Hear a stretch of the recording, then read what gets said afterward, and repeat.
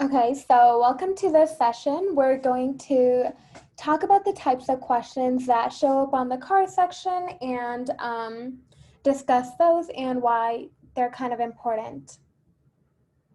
So just to start off with, we're doing these free topic sessions, so let us know if you guys have any questions. And you can email us at mcat101questions@gmail.com, or you can reach me at samarjusselmcat101@gmail.com with any questions you might have. So let me know and we'll deal with those. If you guys have any concerns about cars or any other MCAT questions or pre-med related questions, you can let us know there. Okay, and we also have a GoFundMe. As you know, we're all volunteers. So if you guys could donate, even like $5, that could really help us run these sessions and be able to record these and send them out to you if you guys ever miss a session. And it covers like our website and advertising and other costs that we do have as a free organization. Okay, so weekly check-in. How are you guys doing with cars in general? Like, what have your concerns been lately? And if you guys have been coming to the previous car sessions, are those sessions and strategies been helping you? Let's just talk a little bit more about this before we dive into more basics. So please let me know in the chat or feel free to talk. Let me know if this is your first car session or if you've been here, and if you do notice like if your scores are improving, or even if they're not, do let us know where you are.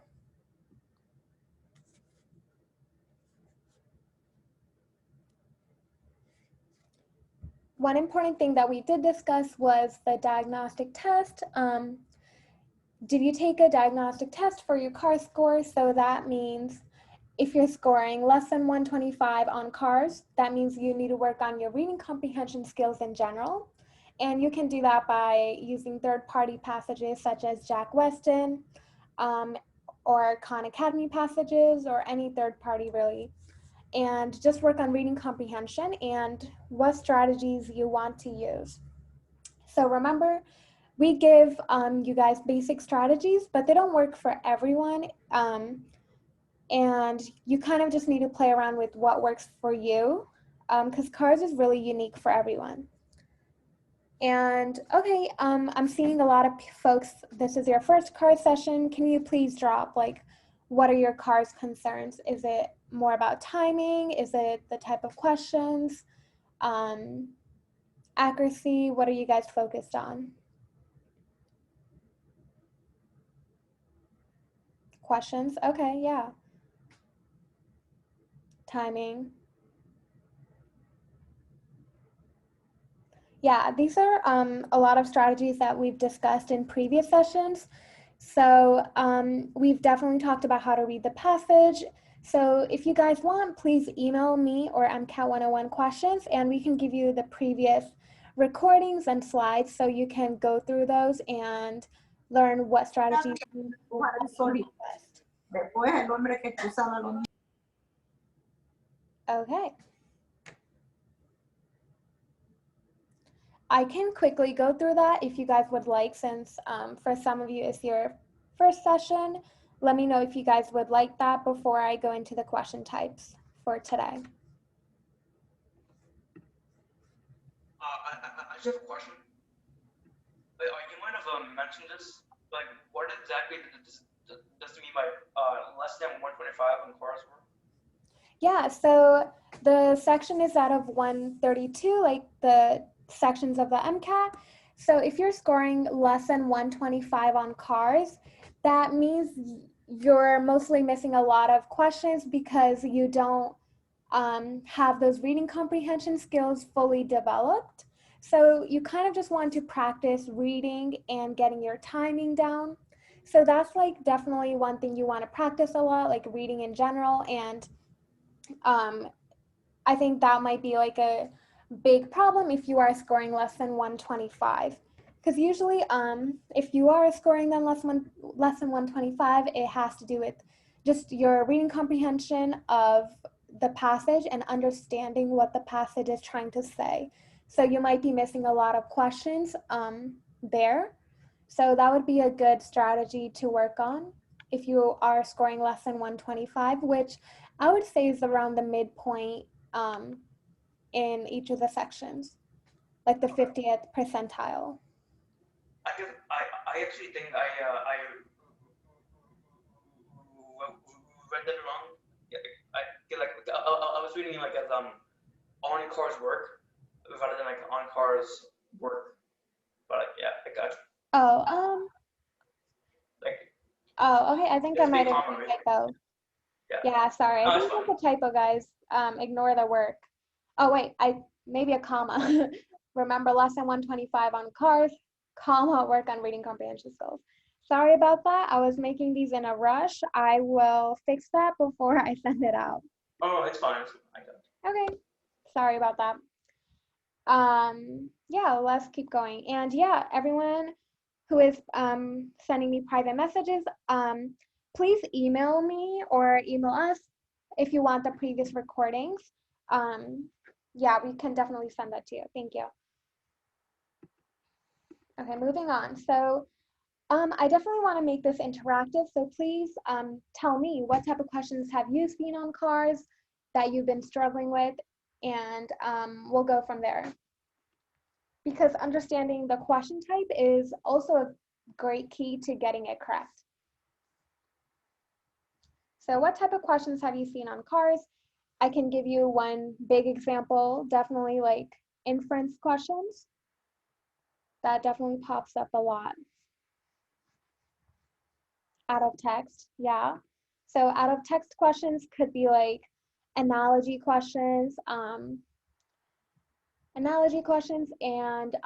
which of the following best supports this statement, something like that.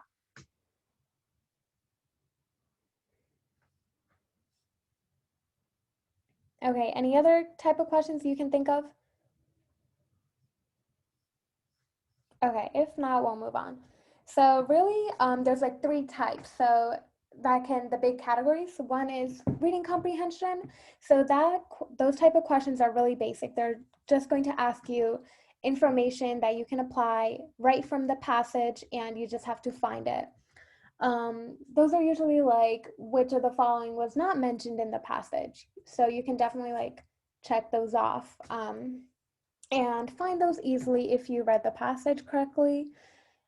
Another types of questions are reasoning within the text. So that is trying to apply the author's knowledge to other examples that could work maybe in the real world. So something like that, they'll usually provide you with examples that could work somewhere else, and they want to see which one is the most similar to the author's opinion or the author's point of view in the article. So those are a type of question that require inference and critical thinking, but at the end of the day, you want to stay true to what the author wrote. So you can definitely eliminate something that goes against the author. So those are good strategies to use when working with these type of questions. The reasoning beyond the text, those type of questions so apply a lot of critical thinking. So they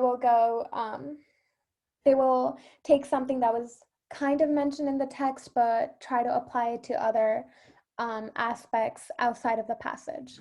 So those can sometimes be really difficult because it was not mentioned in the passage at all. And they kind of want to see where you're thinking and how you're applying your knowledge from the passage to these type of questions. The best way to approach these in general is just to remember the bottom line of the passage and the author's point of view. So remember if the author was like being critical or like supportive. So you want to definitely keep those ideas in your head when you're answering these questions. Does anyone have questions on this? If not, we'll move on.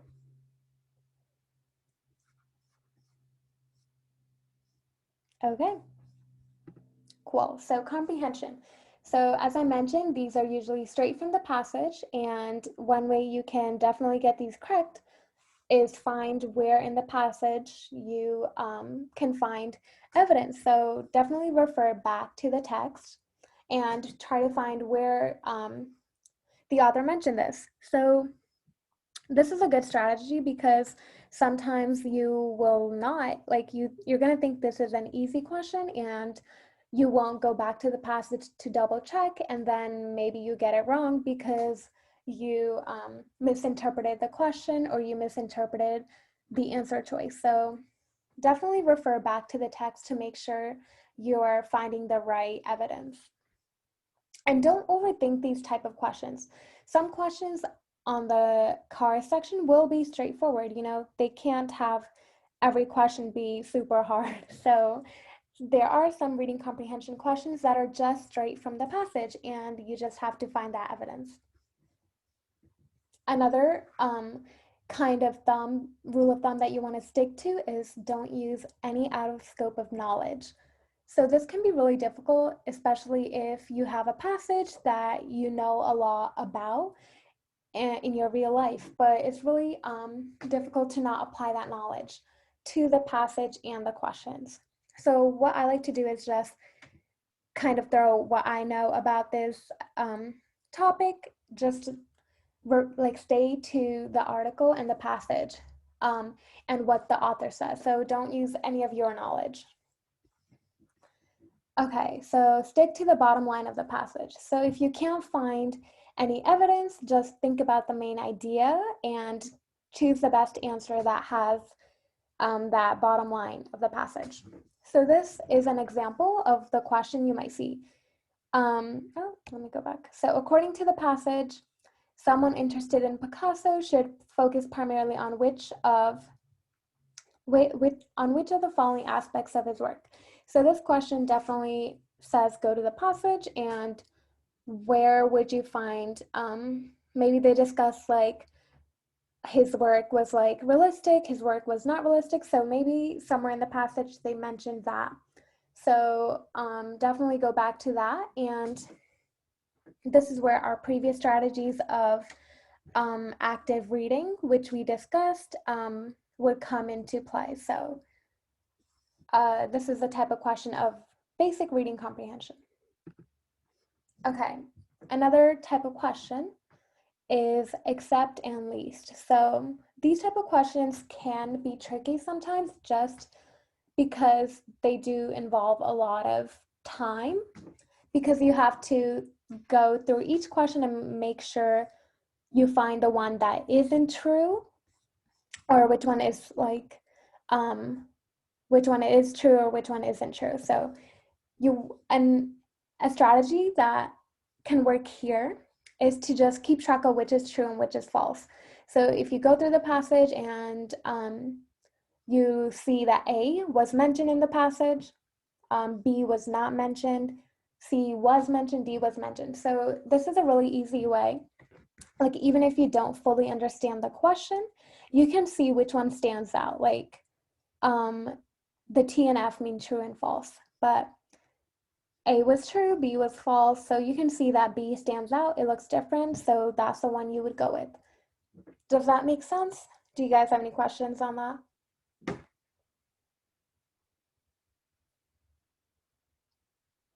Let me know if that makes sense and we can move on then.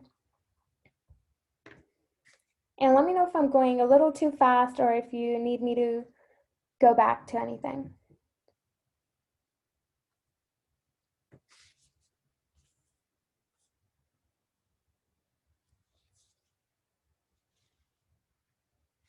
Okay, if we're good, then we can keep going. Okay, so inference questions. How many of you guys get stuck on these? These can be really difficult sometimes because they involve a lot of active reading and critical thinking. So what can be inferred from the passage? These are like some of the questions you'll see. What can be concluded from this statement that the author mentioned? The author suggests which of the following and which of the following is supported by the author. So these are just like the type of questions that are definitely inference questions.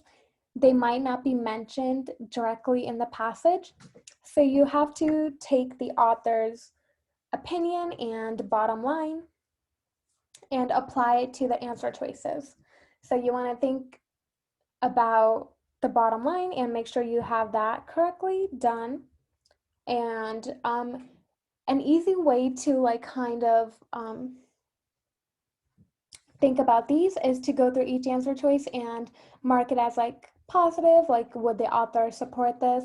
Would the author not support that? So that would be an easy way to kind of approach these type of questions. Okay, so we've definitely seen like these strengthen and weaken questions. So if something, the author's like asking which of the following statements like strengthens the author's argument, so that's going to add to the author's point. So it's going to support the passage, it's going to support the author's claims. So you want to look for positive answers. So you can do this by looking for positive answers and also eliminating negative answers. So just go through each answer choice and make sure you can do this. And then the weakened questions will take away from the author and go the opposite direction of what the author was saying. So you want to look for answer choices that are negative and negate the author's opinion and eliminate anything that is positive. So this is another example. The author claims that Picasso's fame is not rooted in his skill at creating realistic art.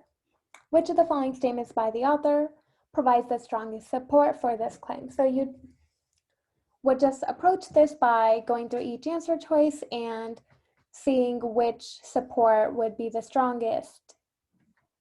And make sure you go through each choice because something can be strong, but also another choice can be stronger. So you want to choose the best answer. Okay. So let me know if I went a little too fast, or for those newbies here, I can definitely go back and review some of the strategies and then we can do a practice session. So let me know what you guys, okay, what do you mean by positive answers? So I mean, so what I mean by positive is you're going to find something that is supporting the author. So it's not negative. So it might not be positive, but it's definitely not going to be like negative. So definitely look out for those extreme choices like hate or supports, like the strengthen means to support the author. So you want to add answer choices that can help and grow the author's point of view. Let me know if that makes sense.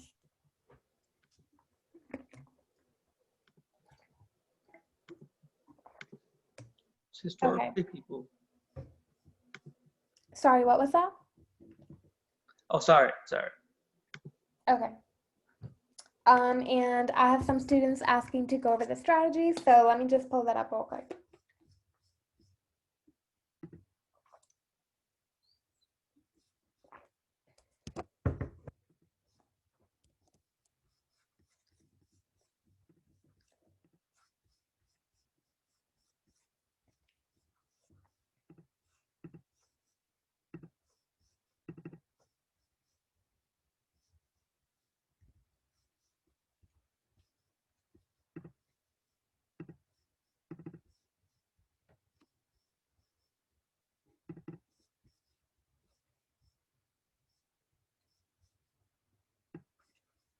Okay, do you guys see this?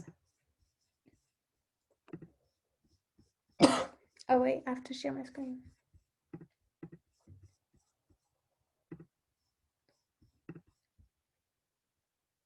Okay, let me know if you guys see this. Oh, wait. Okay.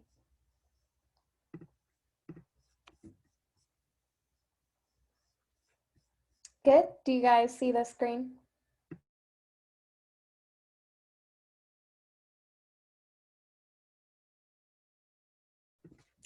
Okay, so This is just going to be really brief because I want to leave enough time to do those passages, but definitely email us and we will send you the recording and the slides so you can go over strategies that we've discussed. Okay, so first thing you want to do is decide, are you going to do this passage? Because you want to do passages that you're going to get the most points on and the ones that you can understand and do the most questions. So make sure right away that are you going to do this passage or are you going to skip it and come back to it at the end? And then after that, just keep in mind that these are strategies that work for most students, but if these don't work for you, that's okay. You don't have to do it. So one thing that we suggest is to preview or skim the questions. So why we say this is to just get an idea of what the passage is going to be about and where you have to look in the passages and slow down and read a little bit more carefully because you're going to get a question on it. So that's kind of why it's good to read the questions so you know what to expect. But if that doesn't work for you and it cuts off your flow to reading, don't do it. So if you find yourself not doing well with this, you don't have to stick to it, but a lot of times it can help and it can give you a kind of mental break from just reading and reading. So because I like to just read the questions and then read the passage. So it kind of like gears me, like maybe what the passage is going to be about and what to think about when I'm reading the passage. Because I know sometimes you're reading and you're like, oh no, what was the last paragraph about? I like totally zoned out.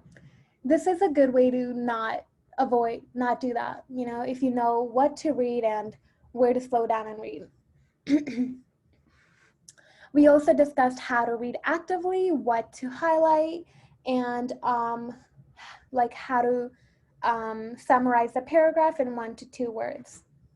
So we talked about summarizing each paragraph with 1 to 2 words because that way you can refer back to, you know, which paragraph the author talked about, maybe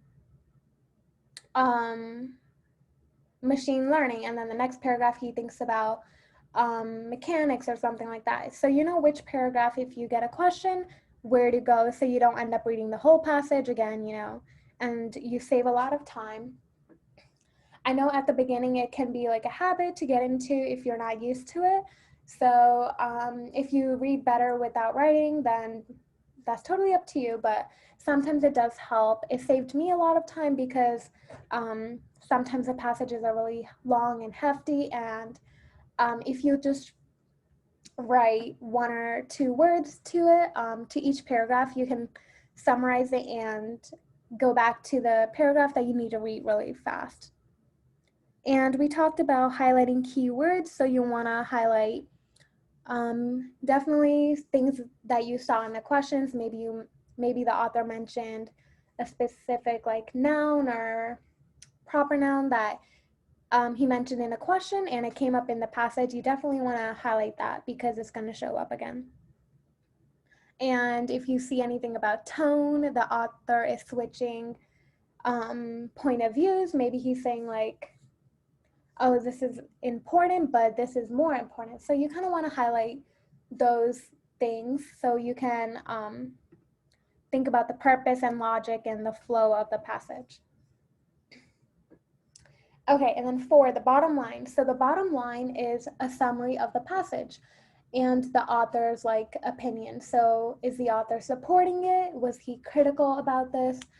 Like, you want to just think about the author's point of view and why he wrote this article, or I keep saying article, but why he wrote this passage. And then, of course, then you approach the questions. Okay, so this was just a brief summary, but we went through this in our last 2 sessions, and I went over it a lot more in depth, but let me know if that kind of helped, and then we can start the passage. Yeah, that helped. Okay, that's great. Perfect. Okay, well, I am going to let you know which passage to work on, and then we will go over it. Okay. So if you guys can go to jackweston.com, and if you go to his daily like cars practice passages, find the one that says like intellectual disabilities, and I will start the timer. So let me know once you guys are ready to um, start the passage up, and then I will do that. So let me know in the chat.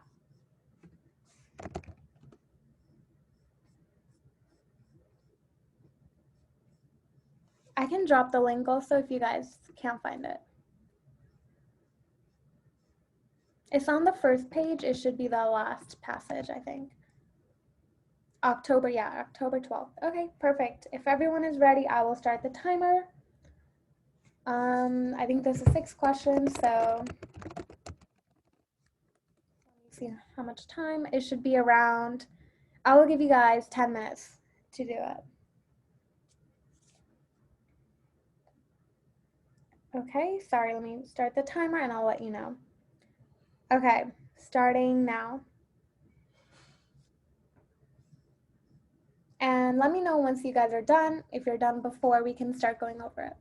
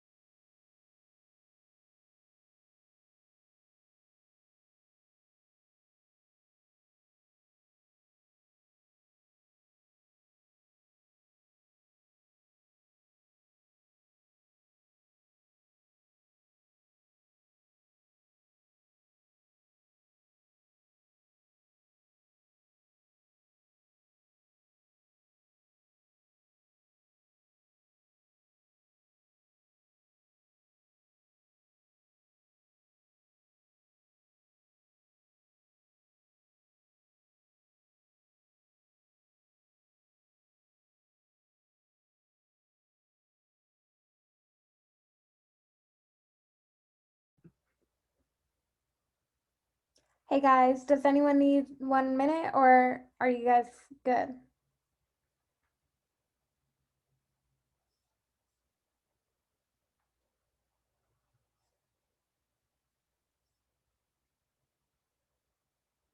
Okay, cool. If everyone seems done with it, we'll go over it.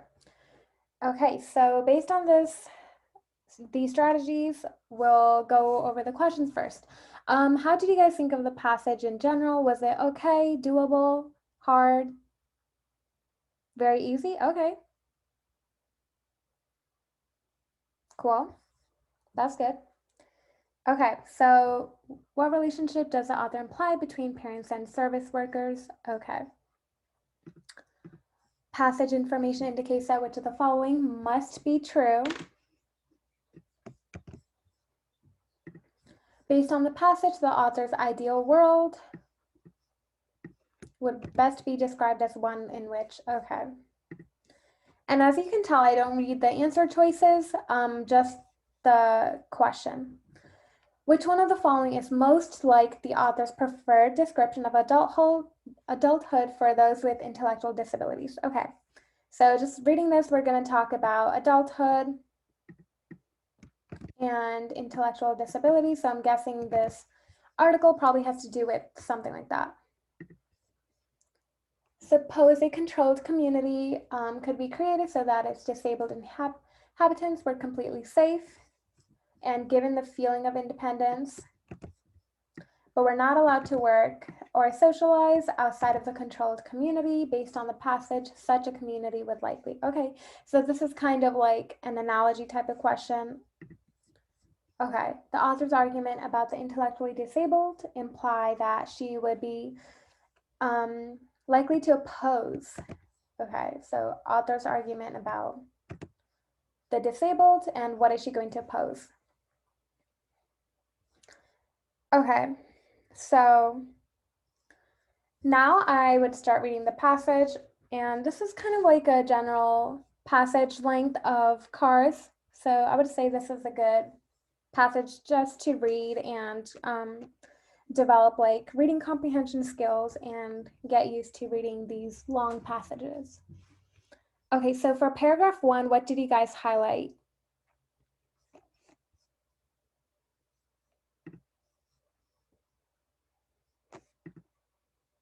Did you guys highlight anything important in here?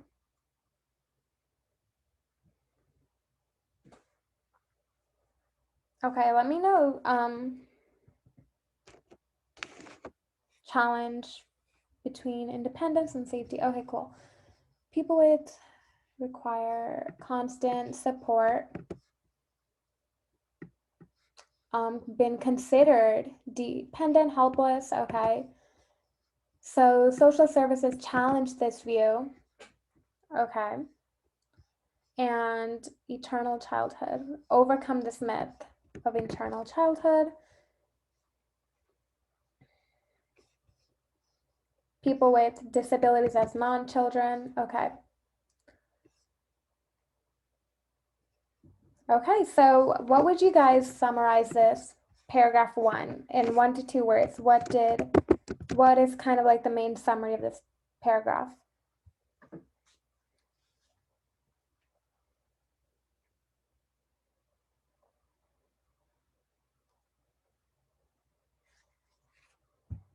So just like 1 to 2 words, what are we trying to talk about in this paragraph?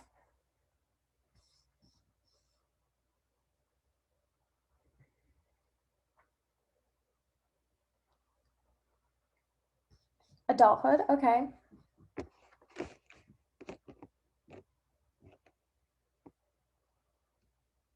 Well, I will write adulthood. And maybe like adulthood with, I will just make sure if you do like, what's the word? Like shorten anything, you know what it means. So no one else has to understand it, just make sure you know what the shortened terms are. Okay, so what about paragraph 2? What did you guys highlight?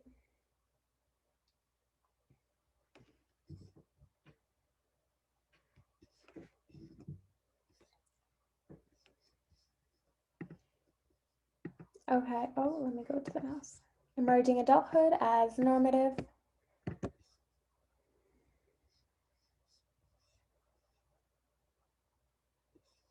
So not defining adulthood has led to the assumption of all these people to work towards a common goal. And these common goals. So this paragraph, what is the paragraph talking about?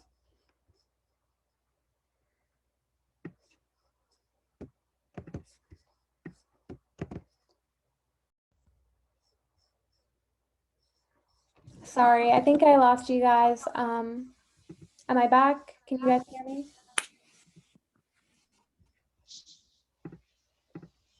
Yeah, okay, sorry. My Wi-Fi is being really weird, but yeah, what would you guys say about this paragraph? What is it about?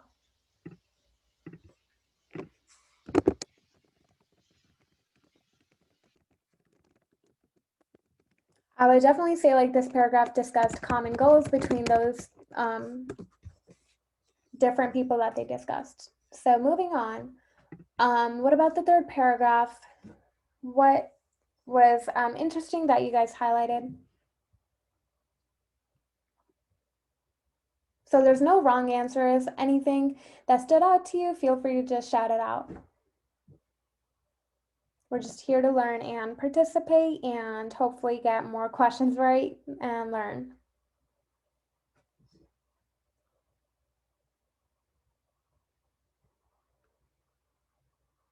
Okay, so important goal for service providers, yep.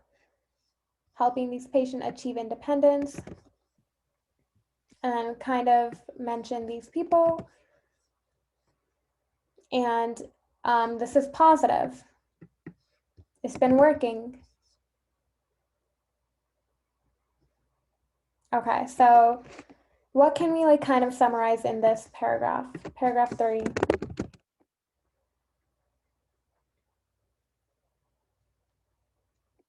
So like the service providers, I would just write plus sign. It's been really positive and independence. They've been helping them achieve independence. Okay, so definitely note that the service providers are helping the disabled and realizing their potential. So the author definitely talks about them in a positive view. Okay, moving on, the next paragraph. What do we switch into? So now we start to talk about parents. So it comes as a shock to parents that their child has not changed just because they're more biologically mature. So they still have concerns.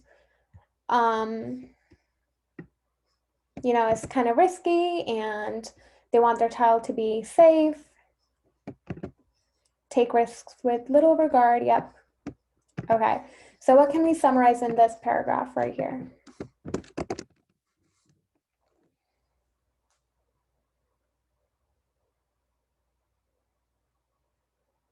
Parents worry. Yeah, that's great.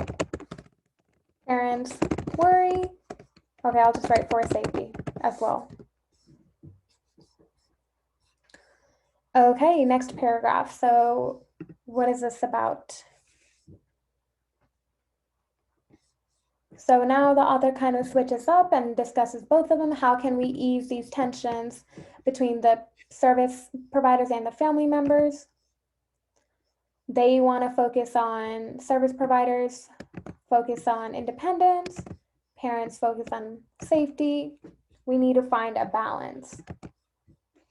Yep, that's great. So how can we summarize that up? Conflicting, yeah, so definitely a conflict between the two. Okay, last paragraph. Anything that stood out in this last paragraph?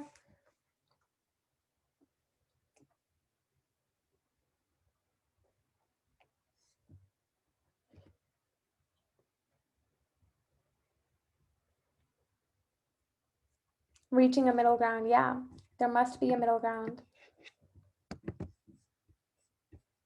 Adulthood can mean being independent and safe. Yeah.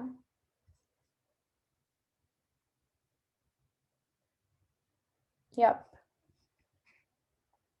Okay, so how can we summarize this up?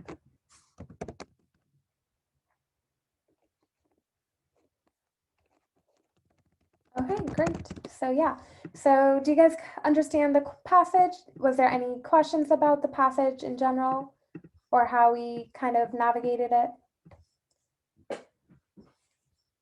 If not, we'll start the questions. Sounds good? Okay, great. So question 6. So this was talking about this argument about the intellectually disabled and what would she oppose in these answer choices? Is there anything that we can eliminate? So the author would definitely support funding, right? So that is something that sounds like the author would support. So we're going to eliminate that. And then legislation saying that the intellectually disabled has say with their treatment, that would definitely be something that the author would support. So between A and B, which seems like the better answer choice? Which one would the author oppose? B, yeah, definitely. Okay, okay. Yeah, does anyone have a question about why we did not choose A? Because the author would definitely argue for more control, you know? Based on the passage, it kind of seems more positive for the intellectually disabled and giving them their own life, but finding a balance between that care and safety, as well as giving them their support and living independently. So that's why B would be the best answer here. Anyone have any questions on that?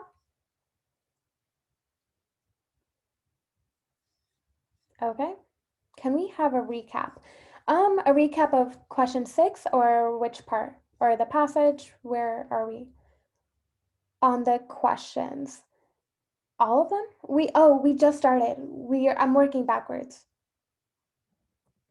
Did you miss number 6?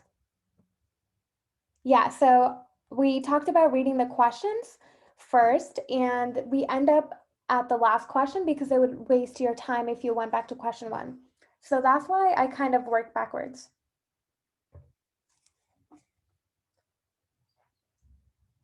Okay, we'll go on to question 5 then.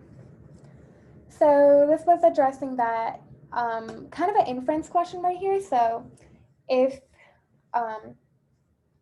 you were given a place where you felt completely safe and you were given the feeling of independence, but you're not allowed to work or socialize, what would this please? Who would this please? Would it please the parents or the social workers or none of them?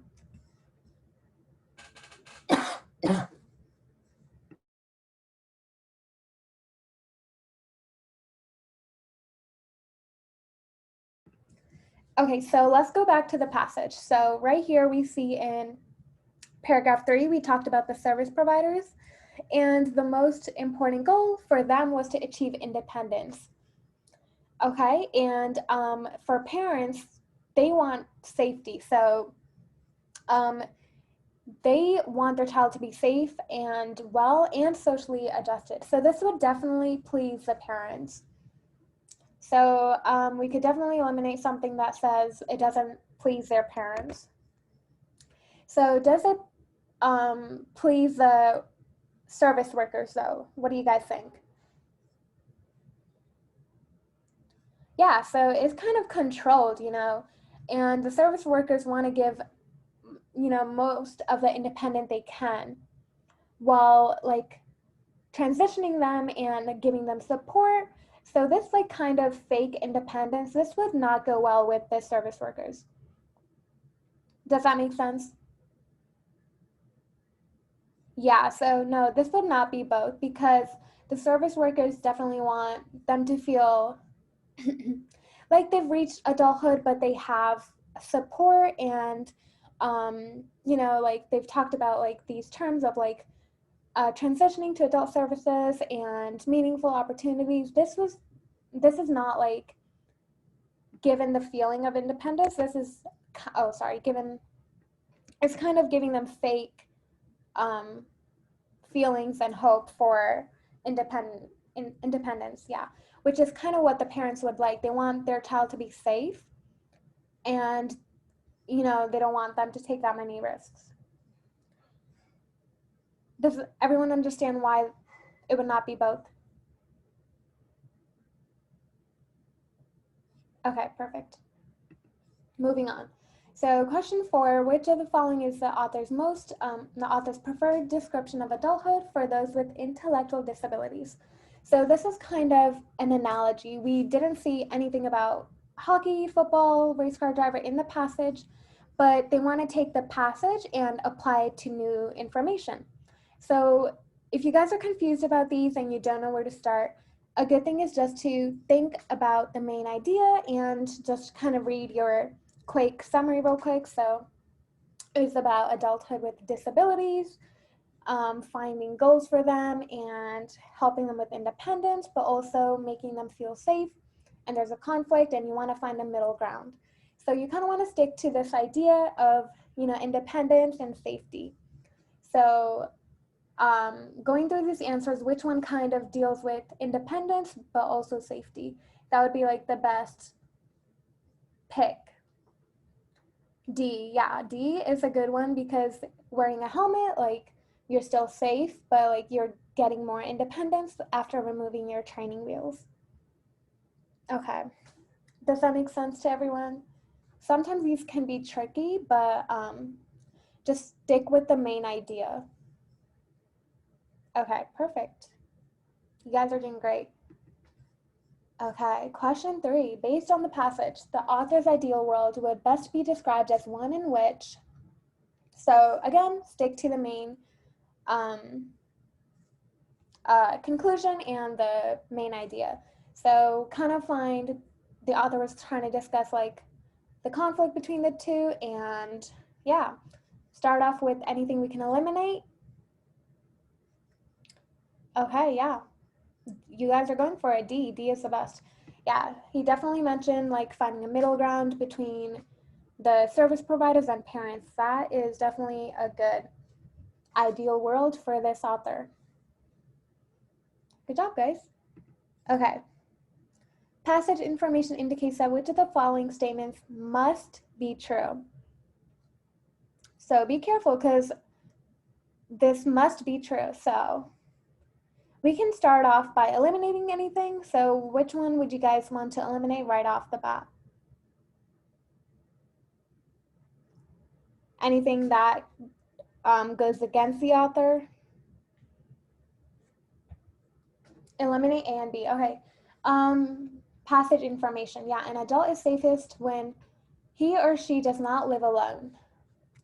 Yeah, so that can't like definitely be true because we don't really have any exposure to that in the passage, really, because it has to be true, must be true. So I think it's safe to eliminate B. Okay, another thing is the service workers do not prioritize their patient safety. The author really talked about the service workers in a positive way. I would think to also eliminate that. So between A and C, we kind of have to kind of eliminate and just think about the main idea. So for C, disabled persons eventually have to live without constant care. So that may be true. We don't know if it must be true though. So I'm going to hold on to that. So between A, being independent can increase one's exposure to hazards. Okay, so both of these answer choices are kind of iffy, but the best one would be A, just because the author does address that becoming independent has risks. So that's why we need a middle ground, We want to have being independent and safe, So that's what the passage was about. So the author does say that like being independent does come with risks, but that is something that adulthood is about, and we kind of want to give this independence even to people with intellectual disabilities. So A would be the best answer here to stick with the main point of the passage.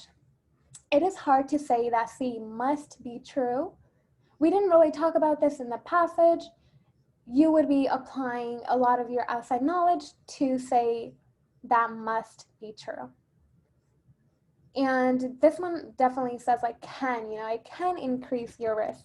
So that is a good, safe answer, whereas C is kind of out of scope. Let me know if that makes sense or if you guys want to talk about that a little bit more. Make sense? Okay. Okay, great, perfect. Moving on, last question. What relationship does the author imply between parents and service workers? This should be a little easier. So definitely, this is like a reading comprehension that you would see. What was the basic relationship? We kind of also said it in our summary. Paragraph 5, conflict between the two.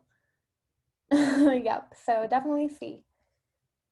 Yeah, so it can be helpful to have like these mini summaries of the paragraphs to help you with your questions.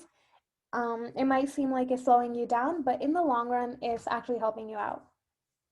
So do you guys have any questions on the questions or anything you want to discuss about this passage?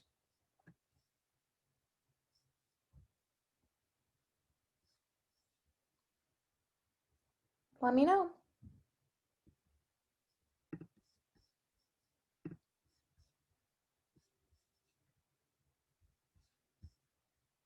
No questions? Okay, great. Okay, if there are no questions, so I will let you guys go. I just want to remind you to please fill out the post survey. That will definitely help me learn what you guys want and let me know what I can improve on. And please donate to our GoFundMe so we can reach our goal and help you guys more. We're releasing more programs and we definitely do have some costs even with this free program. So please consider donating, even if it's like $5. It can really help us. And if you can't donate, please share the GoFundMe. That would also help. But thank you so much for coming, guys. And please fill out the post survey. Yeah, thank you all. I will stay for a few more minutes if you guys have any questions, so.